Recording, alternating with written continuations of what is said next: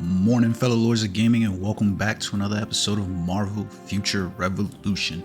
So, we just recently had the Epic Invasion in for the Eternals Crow, and to be honest with you, I didn't participate in it very much. Matter of fact, I've got tons of tickets saved up in my inventory. It just really was not that interested in it. It's a mode that I wasn't there. But we wake up today to Dev Note number 12. So let's get into it. Greetings, Agent. You guessed it right. The July update we are preparing is inspired by the upcoming Marvel Studios Thor Love and Thunder movie, and also the first anniversary of Marvel Future Revolution is coming soon, and they're gearing up for it.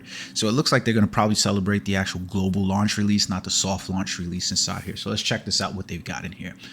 A new Epic Invasion. We knew that was coming. That was already, pretense to us a while ago. So they got special badges that are coming in as well for PvP, such as dimensional stat. It consists of like stats that can turn to battle, blah blah, whatever. So new badges coming for the new Epic Invasion. My fear is that the problem with Epic Invasions is that we've done this inside 7 Deadly Sins. When they first introduced it, I said, and it's played out exactly where I expected it to from 7 Deadly Sins. It's a lesson from there. You basically had a game mode that people were excited for all of a hot minute. People were excited for maybe like the first 3-4 days, maybe a week of it, and then we kind of get it reiteratively coming back again and again, and it just loses its fun value inside of it. That's just the truth of the matter, right? We've got a Dark Zone reconfiguration. So they say that the PvP and PvE viable content for agents to collaborate with and challenge each other. Like, why are we having another Dark Zone reconfiguration? It's another one. However, we realize it's become difficult to maintain the original mode of a Dark Zone. Not only are there many agents who feel burdened with the accomplishment, but also due to the increasing gap between the old and new agents. We pointed this out literally eons ago at this point for this game, right? It wasn't that long. The game's only a year, but you get what I'm being, dramatic. But we pointed this out a while ago. We even had the PvE channels inside here, right? And unfortunately, the problem with Dark Zone literally is that it's not a game. You're trying to push everything that is PvP in this game and trying to make everything PvP, while most of your player base outside of your whales are not interested in it, because everybody understands mobile gaming.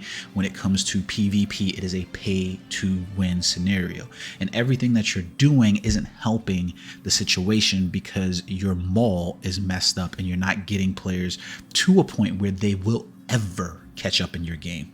There is no way a new agent joining this game will ever catch up with the players that are currently inside the game, especially those playing. This is not possible. There are 3 major improvements that they have in mind. PvE channel. We've been here. There was one point in time when we added a separate PvE channel as a transitional state for training grounds. Dark Zone was configured to provide the required XP for agents to level up. We decided to add a PvE channel to provide a space for agents who felt overwhelmed by the PvP aspect. While we knew this contradicts the original mode of the content, PvE channel was later removed in line with the updates to training grounds, because you essentially added a mode that there was no freaking reason to add.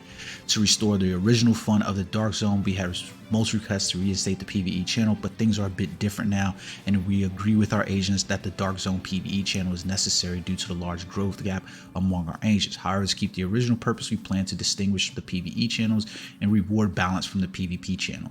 We want our agents to have a more exciting... Do you read this? If you read this, and I don't really feel like doing it, but if you go back to the previous posts when they had dev notes about this before, you will probably end up seeing this is very similar language. So basically, you're not picking up from your lessons learned from the game. The whole point was you should have never instituted training grounds. XP should have been gained anywhere in the field. Like if you go play Ni no Kuni right now, right? And I was to jump inside Ni no Kuni Cross Worlds. Everywhere I go in the game, there's a way to gain XP, whether I choose to farm that mode or not. They even they even have a method for you to farm. It's AI in the current area. There's a training AI time that you can buy more training time, so that way the computer has it's like almost autoplay plus in Marvel Future Fight, right? But no, they had to institute it's so stupid, right? like we're literally full circle back on something that a place that we've been before. You didn't need to do the training grounds. You could have left the PvE channels and made the rewards there, so that way we could have just basically XP farm. That's the way it was. People were happy with it, but yeah. Anyways, the dark zone activity time is set for an hour. Many agents have voiced that the dark zone activity time is long. We concur with our agents on the need to shorten the activity time. That's because people don't want to play. They're going to shorten it by 30 minutes during the July update. This is so stupid. So they're going to shorten the dark zone activity time. So now you only need to go in for 30 minutes, which is going to give you less reason to go in there to do PvP, because like I think a lot of people had like go into dark zone, you can PvP for the fight for like 15-30 minutes, and then you would go in, and it's so stupid. This is so dumb. Just make the dark zone an activity that people could jump into the way training grounds is, and they can stay in there and they can farm the whole entire time. It's a little more beefed up area, so that way they can get to 114, from 114 to 120, and that's it, and let people be able to be in the zone. That could have been the training grounds, but no, we had to have another monetization because we did this incorrectly the first time. Dark zone most wanted unlimited rewards. Yeah, you read it right. Unlimited rewards. This is not really unlimited rewards, is it? Because basically you're now telling me that my time to hit the unlimited rewards is going to be lessened by the fact that you are giving me less time to hit those rewards, because you're instituting unlimited rewards basically says, you know what, I'm going to give you unlimited rewards for 30 minutes. You know that we're not going to have the time to rotate between the channels, between the different zones in order to maximize on rewards, especially when you've got only 30 minutes, and now people are going to be even, you know, they're going to be in those areas, and they're going to be looking at, okay, what do I battle? Do I not? Let's try to max. It's just so stupid. We have concluded that one of the biggest factors hindering agents from actively playing in dark zone is the limited reward count, despite its one. No, that's not it. That's not it. Dark zone activity will be shortened, but the reward count will be. We are researching on how to achieve maximum efficiency in a short period in dark zone. Yeah, you guys aren't going to get it because you guys don't seem to be picking up from your lesson learned. Thus the problem with readdressing this very situation again. Alliance raid improvement. We have been receiving countless suggestions since this update, mostly regarding the inconvenience experience while playing the content. Though not drastic, we have been applying suggestions, further improvements, blah, blah, blah. Is Alliance raid bad? Nah, I don't think it's something that they needed to focus on. Hero selection screen. We came to agreement that only being able to see the playable heroes upon selection without first somewhat inconvenient. Yeah, the equip companion info and participation. Requested that the equip main companion of participating members be displayed in the alliance. Obviously, we want to be able to see this because it helps, like, you know, deconflict who does, who doesn't have something, and are we hitting the actual points and stuff like that. What would be even better is if there was a way to quick change those companions specifically just for that event. So for instance, like if I was to play story mode in Marvel Future Fight, there's an option there to just choose the auto battle designated character as I go through the content, and that way the game just automatically selects that companion if I have it. I get it a little bit different inside this system, but you know, it is what it is. Today's target and most wanted information improvement. We plan to reinforce agents' participation today by adding a new reward. In addition, prime target will appear in today's target at a set rate. Watch out as the rewards for these most wanted will be different. Double trouble, greater rewards. The most wanted thing is just an annoying login thing that really just upsets me most of the time, just because I'm like, I've got to go through this login rigor, and it just there could be better ways to do this than other than to just have me have to see Rocket Raccoon's ass drop up and give me the same 3 freaking most wanted targets every day. That's essentially what it is. Display most wanted information when using the gateway to move to the location of most wanted because of the distance. However, it's come to our attention that since the most spawn information does not display when using gateway. True. Specialization preset and all preset improvement. Specialization presets will be added in July update. Furthermore, gold consumption whenever changing a specialization will be removed so that agents can play with more varied combinations. Be creative and enjoy smoother gameplay with endless combinations that you can build. This was something that we should have got like a while ago. Like realistically, we should have got this so fucking long ago. And they did some minor tweak here or there that just didn't make any sense, and still kind of battle badge core slot color change. Yay, let's see what this guy's to say. And many of our agents have been acquiring and enhancing Epic Invasion special battle badges. Since special battle badges are enhanced by crafting, unfortunately certain aspects may or may not carry over. We notice that many of our agents have crafted special battle badges with satisfying stats but do not enhance them to the highest grade. A consensus was made that the reason behind it was because the core slot results are probability. And we've said this how long ago? We said this like over a year ago that this was a problem. We believe that agents will be more motivated to enhance special badges to highest grade if the crafting method is improved. Therefore, we will be adding a battle badge core slot color change feature through the oh god. Oh god. A dedicated material can be used to change one battle badge core slot at a time, and the resulting color excludes the current color. The color change rate of all core slots is subject to the same probability.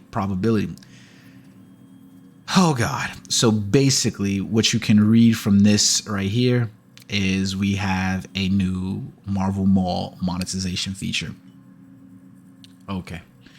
Squad rank expansion. Many of our agents have reached squad rank 300. The applied benefits of squad power through squad may be little compared to other factors, but many agents who have reached squad rank 300 have hit the wall where the obtained squad XP becomes meaningless. Thus, the squad rank will be expanded for agents to move a step further. This sums up our dev notes. So, so they're going to share us another dev note with future updates. I'm going to give you guys a look at this. So we basically log in, we get the monthly check-in box. Okay, and this is what we're talking about with the, the most one. It's typically the same exact motherfuckers every day. Like I see Gulat, the Obsidian, the Gluttonous, and Obsidious almost every day. The fact that I'm logging in right now and getting Bitter Soul and Queen of Lies is no surprise to me because it is pretty, the newest one that's been popping up is the Queen of Lies, but it's usually Bitter Soul, it's usually Gulat and Obsidious. Like you almost get the two guys in Mephisto's realm every day, and then you get maybe like one of these two characters every so often. But having to have this login every day and see this is nothing rewarding about that, you know what I mean? So it's one of those things that they really just get rid of it. It's no point for it. Nobody cares, you know what I mean? Like it is one of those things that you're like, why are we still doing this? So here goes the bad news about this. We don't have any information about new characters necessarily being dropped inside here. This would have been a perfect time for a character like Thor to make its way to Marvel Future Revolution. There are continuous ongoing issues with the game. I mean, right now, one of my biggest issues is player base. I don't know what the numbers are from other games, but if I was to show you right now, I've got 39 friends on my list. This is my friends list right now. And I'm not bullshitting you, right? I've got 39 out of 50. It's been open for friend requests. Like, it's been open for friend requests for 39 out of 50. I'm not getting anything. The squad rank thing is an interesting thing because when we talk squad rank inside here, are a lot of players rounding about on that area for 300? Yeah, players that have been here a while. We definitely are. Are we, you know, is this going to ultimately, this is increasing the squad rank power isn't necessarily going to help the game in terms of, you know, if you feeling like you're chasing something more. It's not. It really isn't. Like this squad power thing represents more of an inconvenience to me more than anything else, because when you finish hitting that 300 power rank and you have no reason to use these you know, classified datas, there's no reason to basically accept those rewards or choose to get those rewards inside dimension boxes. So they pretty much become an obsolete kind of, you know, metric inside the shop, you know, item, a monetization effort inside the shop, which is the reason why you have to expand it, because, you know, players are going to continually want these. The rewards that you basically get for leveling these things up, they're not anything to necessarily snuff at. At every so many levels, you definitely are getting some serious increases that, you know, could really help you. Yes, they're 1%, right? But you have to remember they're like 1% that keeps stacking up. So they're a cumulative effect in there, you know, dodge rate at 1%, and you see dodge rate at 2%, 3%, you know, 4%, you know, those numbers actually really, you know, can really help a player get to some max cap stats. And if you do it, like for instance, inside Marvel Future Fight, they have them targeted specifically to the comic cards. So as you acquire comic cards and complete comic card sets, you get these stats from them. So it'll be like, hey, well, you're gonna get +3 or +4 or something like that. That's how the stats kind of work out. So you know, these numbers do matter. Those little 3-4%, 1% in this game, they might not necessarily be like the most eye-catching thing that hits you, but as they stack up and accumulate, so I can see the reason why they have a need to increase the squad rank. It's probably the one good thing out of that whole dev note that I read. I'm not really excited about the Marvel Love and Thunder update without some information saying, hey, we're getting Thor inside the game or something like that. This game needs a quicker release schedule for characters and a better release schedule for content, because in terms of content, it's so weird when you look at a game, right? I think in the beginning, and Godslave, you can comment on this if you see the video and stuff like that, but Godslave in the beginning said something to me one time when I pointed out the reason why people like this game the most is because the game has really good looking characters. The character models look really good, but it's really easy to add a lot of detail to character models when there's not a lot of meat to the game. The daily rotation of things to do in this game are just rehashes of things that you already do in the game, and there's not a lot of meat to this really good looking engine. There's not a whole lot of power inside of it, so they really need more content in this game in order to keep players enthralled and coming back. I hope you guys enjoyed the video. Until next time, peace.